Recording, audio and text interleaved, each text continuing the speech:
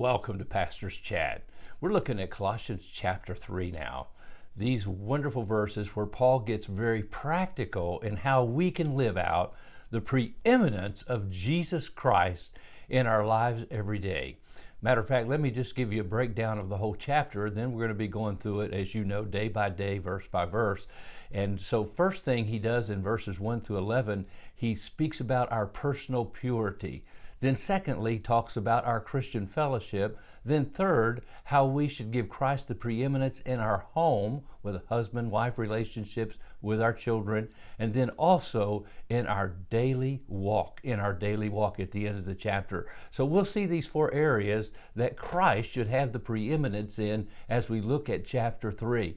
But let me again just read verses 1 through 4 that kick off this great chapter, teaching us some basic foundational truths that help us be able to have personal purity, to help us to walk daily with Christ, to help us in the home love our wives, husbands, love your children, to set a good example in the home, and then also how to make sure in Christian fellowship with others at church we give Christ the preeminence. And so he says in verse 1, "If then you have been raised with Christ, seek the things that are above where Christ is, seated at the right hand of God." Set your mind on things that are above, not on things on the earth.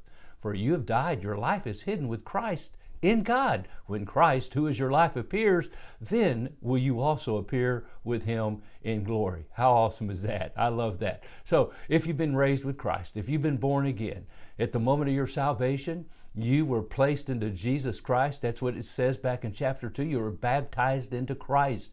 Everything that happened to Christ happened to you. When he died, you died. When he was buried, you were buried. And thank God when he rose from the grave the third day, because you're in Christ, you rose with him. And since that happened, Paul says, now seek the things that are above. Quit living for materialistic, temporal things on earth that are nothing but vain. Remember Solomon? He sought for happiness in pleasure. He sought for happiness in things, material things.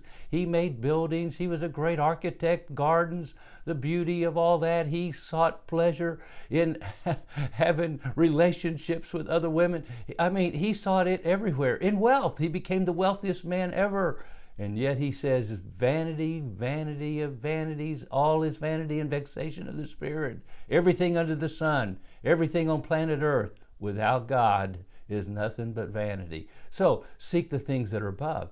Seek those things that are eternal. That's why Paul said in 2 Corinthians chapter 4, the last verse there, he says, for the things that are temporal, the things that we can see are temporal, but the things that we cannot see are eternal. So he said, I'm going to strive for the eternal rather than the temporal, the vain things of the world that are passing. And that's what Paul's saying here. So seek those things that are above, eternal. That's what that means. Things that have eternal value. You know, you can live a life of survival, and a lot of people do that on planet Earth, or you can live a life of success, and that means you're just trying to get more every day, or you can live a life of significance. That's living for that which is eternal. That's why I love what he says, seek those things that are above. Set your mind on things that are above, not on things on the earth. You make a choice every day when you get up with your mind, your choice, your will. What am I going to do today with my life? Am I going to live it for myself, or am I going to live it for eternity? Now I want to encourage you today. Take heed to these verses, because he said you're dead as far as the things of the earth are concerned, and your life is hid with Christ in God. Oh, the hidden life. Yes, my friend, that's that life where you get up, take time to commune with God, just enjoy God, be intimate with God through Jesus Christ, through forgiveness of sins, find that fulfillment, that completeness in Christ, the fullness of everything you need, and then you can be assured when Christ appears, you'll also appear with him in the splendor of his glory. You're living for that which is eternal and the glory that is to come, rather than the fading glory of the temporal right now. That's your choice. Set your mind. Let this mind be in you, which was also in Christ Jesus. That's a mind of selflessness. He gave up his right to sitting next to the Father. He made himself a man. He came flesh. He became a servant. And that's what we do every day as we live for him. God bless and have a great day. And have a wonderful, wonderful day.